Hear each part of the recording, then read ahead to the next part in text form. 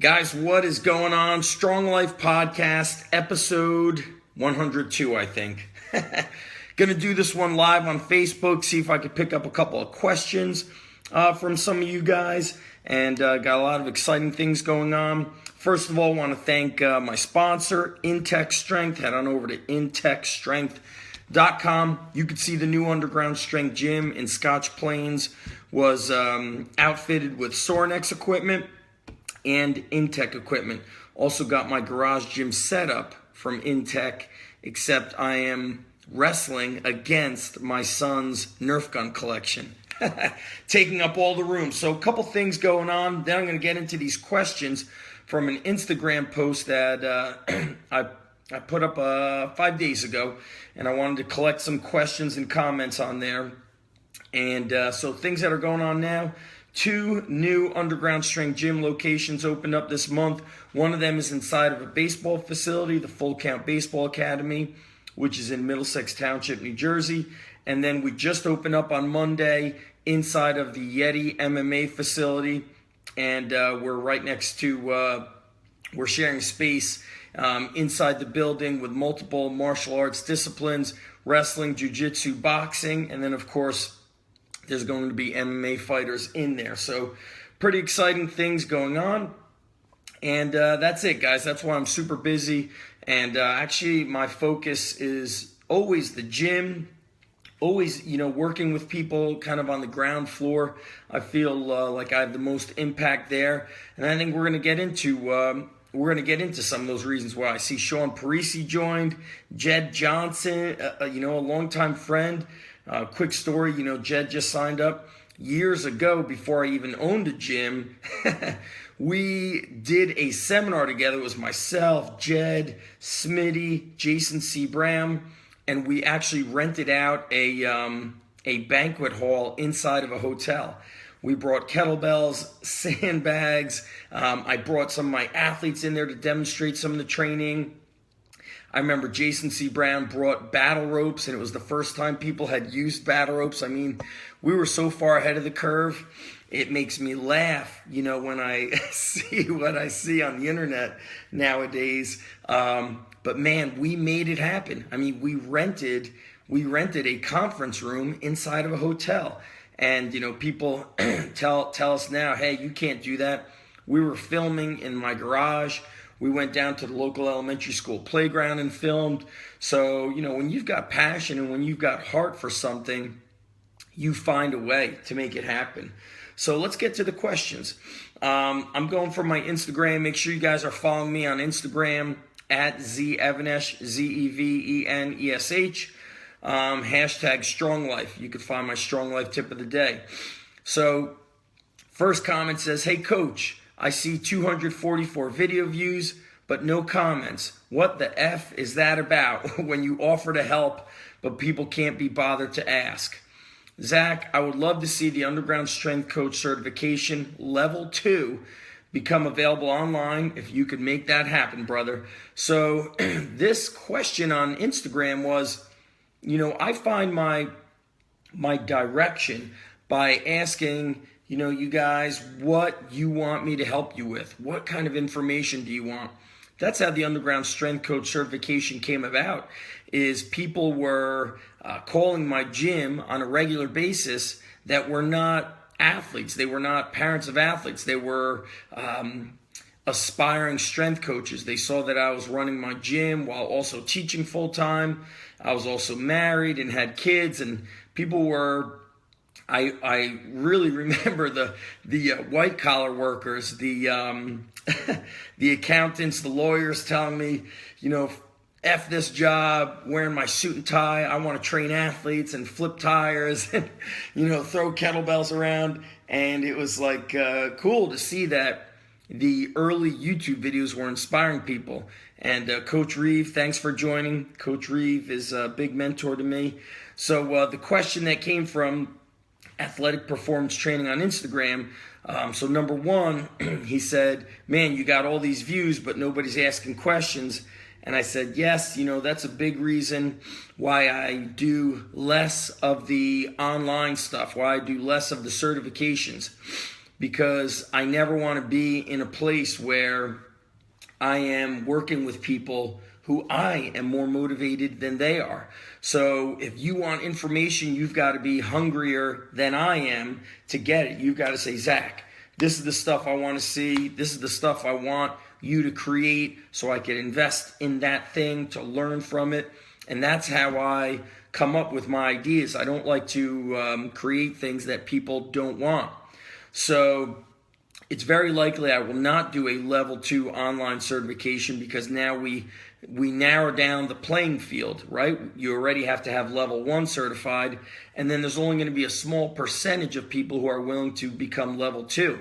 So for anybody who wants to do a level 2, what I would like to do is do something at my gym. And really, this is what I've learned. We just had a coach that was here from Trinidad. He spent the month with family in New York, and then he would travel to the gym once or twice a week. But the best learning is where you are in the gym while I'm training the athletes, and you train with us, and you're under the same roof.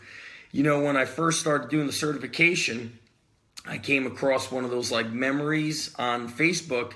I was like, wow, that group, I still remember how much training they did, how much work they did. And then through the years, the amount of work that coaches wanted to do took this dramatic downturn. We got some great people following. We got Craig De La Cruz, 3-time state finalist, 2-time state champ. I was training Craig before. Man, he may have been the youngest kid I trained. He may have been in 4th grade when I was training his older brother. The double A is here. Aaron Osmus, my man, the double A. Matt Danetta, my neighbor from back when I was growing up. And we're going to take a question here from Tony. So hang tight, guys. I'm jumping back and forth with Facebook and Instagram here. But, looking at that photo, those guys were just destroying the workouts. Every exercise became like a mini workout. Whereas the years after that, the next year, the year after that, I'm telling you, I felt like people were like, I can't do this, I can't do that. They just weren't fired up to get their hands dirty to train. I do recall when I would go to Austin, or when the Texas people would come to New Jersey, they had a very unique motivation and inspiration and work ethic that was a little bit different than other people. So I think the internet has created this mode of learning where people just want to learn by looking at a computer instead of learning by getting their hands dirty.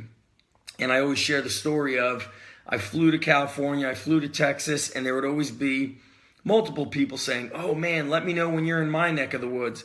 And these are people that were 20 minutes away, 45 minutes away, and I had flown 4, 5, 6 hours to get to Texas or California, and they want me to only do the cert if it's in their backyard.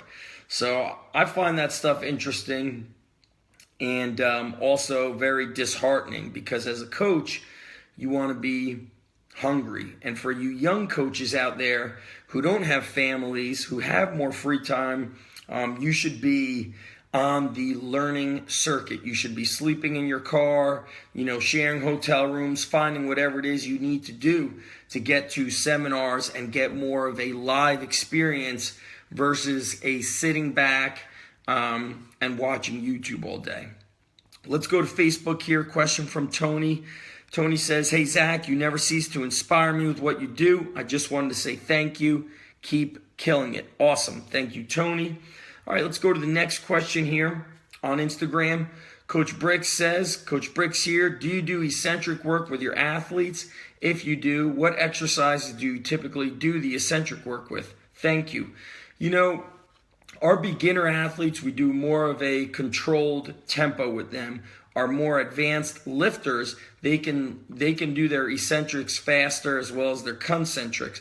But somebody who's newer, we're almost doing more of like a bodybuilding style workout with some basic farm boy training, because they need that slower eccentric to build the tendons and ligaments. They need it to help them build muscle, and they just don't have the control. They don't have the neuromuscular control. So we do it much slower. But we don't do these kind of like crazy eccentrics with athletes like slow motion eccentrics.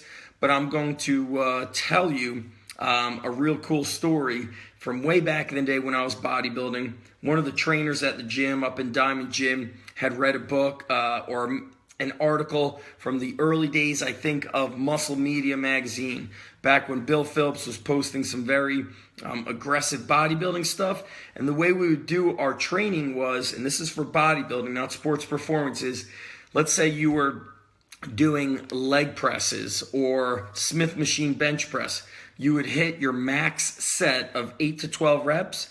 Then you would add on, let's say we were benching on the Smith machine and you're doing 225, you would throw another 45 on each side and you do 3 super slow negatives and your partners would lift it up. I mean, we got crazy with it. We were doing negatives on the leg press, tricep push downs. We would stack more weights on it. We were doing negatives for calves.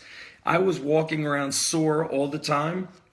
But my passion and love for bodybuilding and the intensity, it was just, it never bothered me. It always, it's always funny to see how today, all you ever hear about is kids are different, people are different. Well, I am the age of the parents who are raising these kids. So the parents out there were raised in, an era of where people were tough. But I guess parenting has changed. So we don't do any crazy eccentrics, but that's a story for you, Dave, on the eccentric training. Rich Rivera says, it's crazy how people will drive several hours to see a person in concert, but can't do it for training. Exactly. Joe McCabe says, how many hours do you work on average per day, especially in your early days? In my early days when I was teaching as well as running the business, I basically worked 6 a.m. to midnight, 6 a.m. to 1 a.m.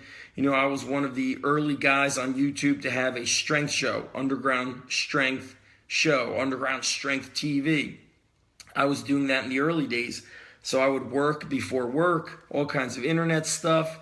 Then I would go to work. Then I would work on my prep period. After work, I would come home and train the athletes out of the garage. Or when I opened the gym, I would drive straight to the gym. Then when I would shut down the gym at 8 o'clock, I would train myself. I would record videos. I would go home. I'd be uploading videos to the multiple video websites. Back then, there was Vidler, which Gary Vaynerchuk, inspired people to use. But thank God I was uploading my videos to multiple video sites because you wouldn't be able to pull up those old YouTube videos. So I was putting in the hours. Today I was awake at 6:15 in the morning, and that's a pretty normal time for me to wake up at. Next question comes from Barbell Strong. Is Operation Thunder what you used when opening your first gym and basically what you'll follow with your other locations? Thank you, Zach. Operation Thunder is my warehouse gym business blueprint course. So if you just type in warehouse gym Operation Thunder or go to my ZachEvanesh.com site, you'll see a link for that.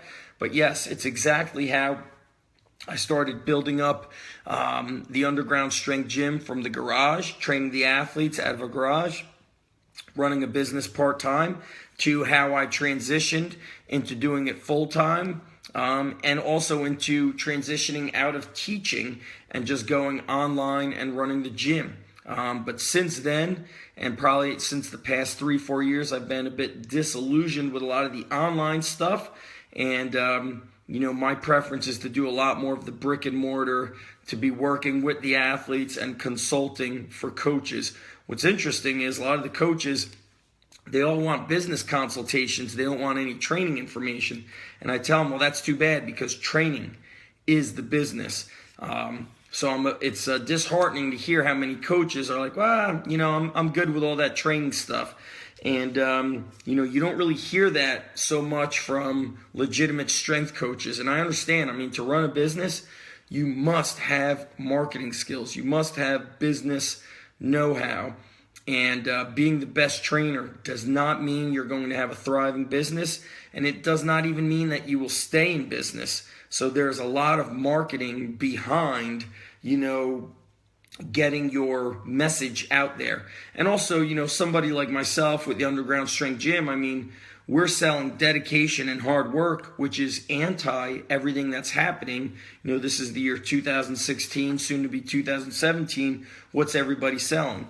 30 days to this, 4 week, 6 week, 8 week, 12 week shortcut, where this thing is a year after year after year system. So who are the best athletes that I get to work with? The kids that never stop training, the kids that have been training with us year after year, in season, off season, all summer. So I'm kind of don't really fit into the world we live in today. Next question comes from Coach Dobin. Says, you asked for an update. Last week, our cross-country team had the best finish for our school at the county championships in the last 10 years. 9 seconds between our first place and fifth place, which is ultimate show of team/pack running. I've been selling hard work and accountability, and they've been buying in. We're doing it with mostly underclassmen. There's always work to do, but thanks for giving me the knowledge to allow these dudes to crush it. That's awesome. I love when coaches inside the school systems are taking the information and implementing it and really putting it to use, because you just don't see enough of that. I recently, we opened up the one underground strength gym location inside of a baseball facility. I emailed the 5 surrounding high school baseball coaches, and we didn't hear, or I did not hear back from anybody, not even a no thanks. So what's interesting is sometimes I consider getting back into the schools, but I don't think administration or even the teachers would want me there. The relentless pursuit of excellence means that good enough is not good enough.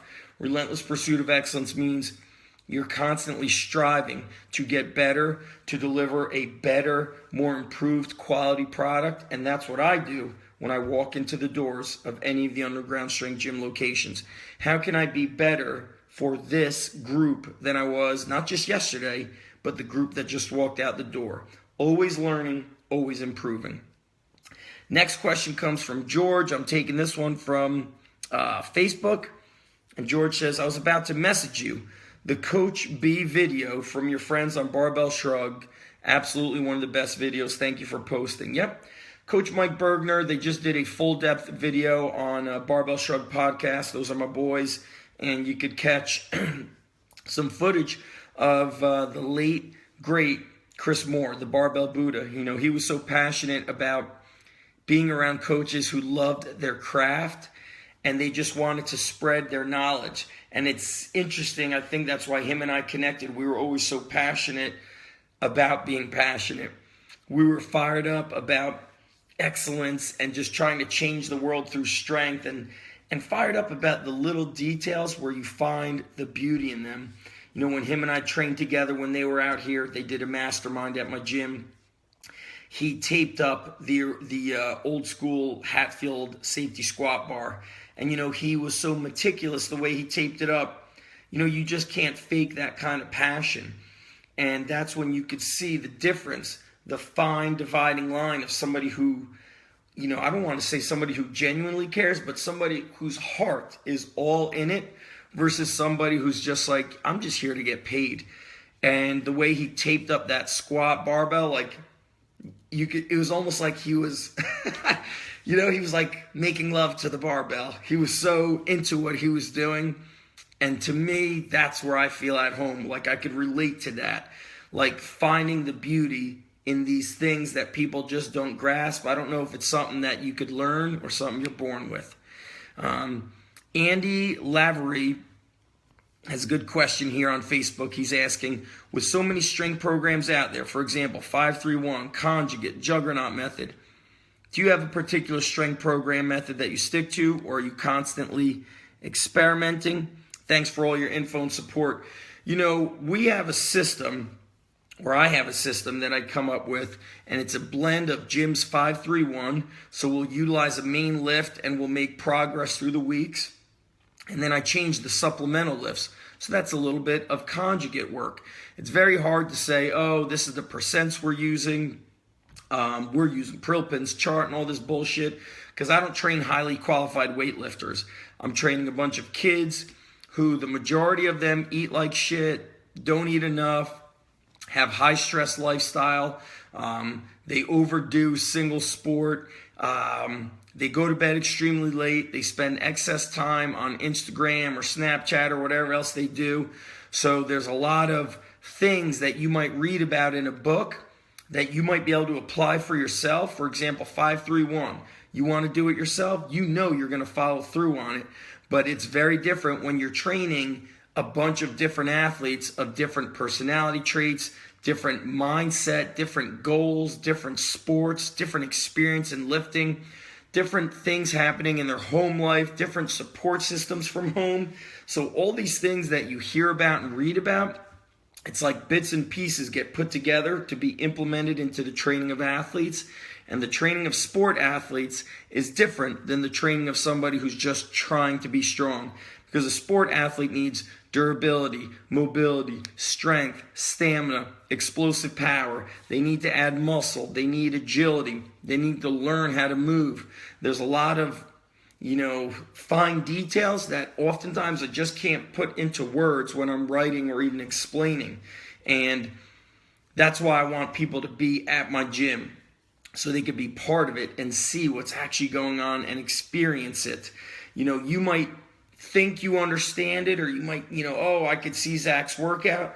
And that's why all of the coaches at the Underground Strength Gym, they have to go through the workouts. That's the only way for them to respect what we're doing and the power of it. Okay? Next strength comes from Mitch the Bitch. Actually, next question. Yeah, we'll take Mitch the Bitch here. Crazy Instagram names. Just keep speaking your mind, man. As a coach that trains high school girls rugby, I love hearing about coaching the teenage athletes. On the other hand, as an adult who wants to be a bad motherfucker, I love hearing those knowledge bombs as well. Strong Life Podcast is the bomb. Mitch, thank you very much. I'm going to keep doing what I do. Next question, AA 69101. So this is in reference to the Instagram, guys. I said, how can I help you guys? What do you guys want me to create? Because really, I've got a couple things resources that I offer. We've got the Underground Strength Academy, undergroundstrengthcoach.com, which is a hub, a kind of like a housing unit of all my knowledge, all my information since 2005. So it's for people that want to learn, whether you're a coach, whether you're a parent of an athlete, whether you're an athlete who wants to learn, you're a sport coach, a strength coach, any of that stuff. So then we've got Garage Gym Gladiators, which is for those that want to train like savages. And it's really, my training is always based on being an athlete, regardless of your age, but it allows you to train. I post 3 workouts per week, and I take you guys through training cycles. You could jump in at any time, and we have a private forum on there, so that's where you can get my online coaching. So those are really the main places. So we've got GarageGymAthletes.com, UndergroundStrengthCoach.com. So a lot of people just say, you're inspiring me. I don't know. I think there's other more inspiring people out there than me, but we'll roll with it. So next question from AA. He says, keep doing what you're doing. The podcast is great. I love the Garage Gym Gladiators programming. Your blog and newsletter are great. Keep the book recommendations coming. I recently read Dr. Jewett's book, Dad Strong, and I'm currently reading The Purposeful Primitive. Great stuff. Keep on keeping on. So guys, on the Strong Life podcast, I've interviewed Dr. Travis Jewett. That was an awesome podcast.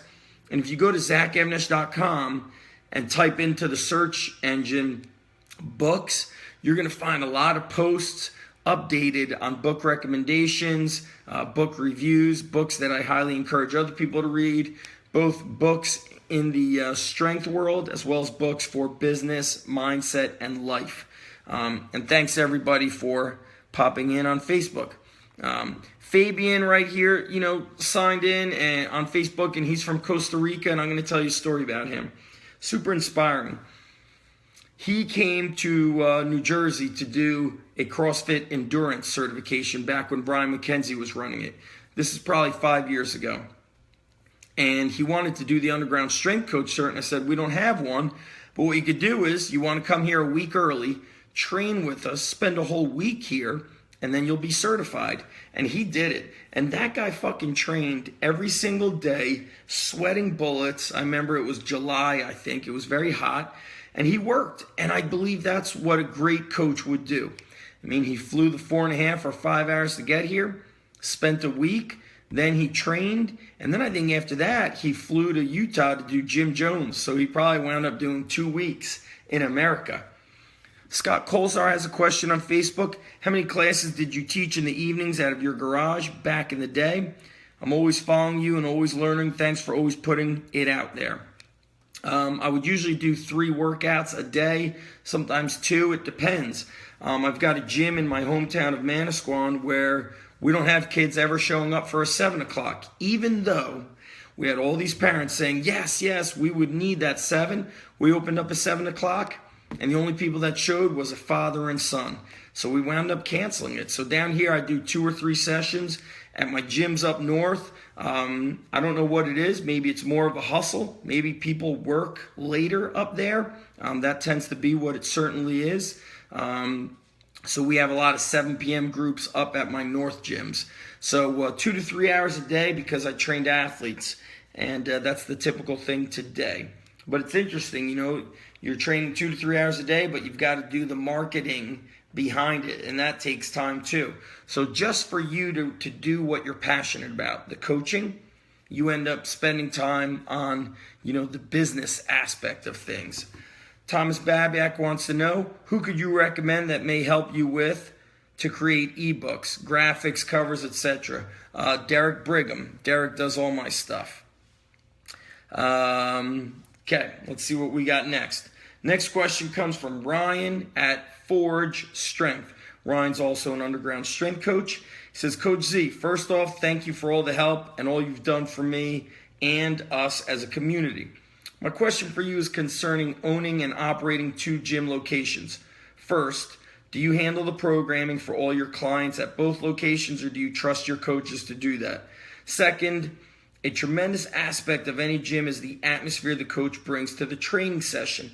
How often do you get to see and meet all of your clients? And if so, how do you coordinate your schedule so you may do so? Personally, I recognize I'm very much a control freak, and I struggle with the idea of my gym and brand being tainted by a coach who doesn't represent all that I stand for and presents the gym as something it is not. However, I know I need to trust and rely on others to help me if opening another gym is a possibility. What are your tips? So I utilize Bodyweight, and Bodyweight allows me to program our workouts, and then those are what you guys see, those TV monitors at my gym. The workouts go to each gym, and then the coaches know how to use our model and our system of progressions and regressions. So I do all the programming, but they are in charge of tweaking it for the middle school athletes, for the in-season athlete, for the kid who's just postseason. There's so many tweaks when you train athletes. When you're training adults, everybody's doing the same thing. There's not a whole lot of variety going on. When you're training athletes, this guy's on the floor press. The other guy's doing dumbbell floor press. The other guy's doing dumbbell benching. The newer guy's just doing push-ups. When it's squats, this guy's on box squats. This guy is on free squats. This guy's on a kettlebell squat. The other guys are on kettlebells and sandbag squats. There's so many things that you have to change when training of athletes. So now when it comes down to, being a control freak, I am also very tough. I have a very high standard. But what happened was people wanted our gym. They wanted our training methods. And business owners, people that were owning sports performance centers, wanted the underground strength gym in their location because they had seen through the years the results we've provided, things that we've done for kids. So I had to leverage technology, utilizing the Bodyweight software to allow as much of myself as possible. And I tell the coaches, you got to be all in. What interests me is, coming from a wrestling background, I see a lot of wrestling coaches. They work during the day. They might be police officers, teachers, you name it, blue-collar worker, white-collar worker. And then they coach in the evening. A lot of strength coaches, it's like they don't want to do it part-time. It's a very strange community. A true coach cares about kids and is going to do it part-time and not feel like they could only be in it if they own the business. So what you have to do is have you have to have standards for your coaches, and you've got to lead by example. I wrote about that in the email today. Lessons picked up from the first Navy SEAL book I read, Road Warrior, about leading from the front, and you don't have to like it. You've just got to do it. So, these are the stresses of owning a business, is that you will have coaches that disappoint you, coaches that bail out when you didn't realize they would, coaches who said they're all in and then they're not all in. These things are not unique to being a strength coach. They're part of every entrepreneur, every business owner's day-to-day experiences. That's really the bottom line of it. And that's part of being an entrepreneur, is you've got to be able to put in some of that risk for your goals of helping to change lives through strength. Okay? So let's get to the next question. Ironside Performance. Zach, I really look forward to your daily Strong Life tip of the day, and I absolutely love the Strong Life podcast. Your genuine demeanor and willingness to share so much of what you do sets you apart from all the other coaches out there. Keep dropping knowledge and inspiring the masses. Cool, man. Listen, Gary Vaynerchuk always says, your comments are my oxygen. A lot of times, guys, you've heard me say it before. If you follow me, I'm like, man, I'm just going to burn down all my internet stuff, because I realize that we're in the world now where until I could find an awesome web designer, until I could find,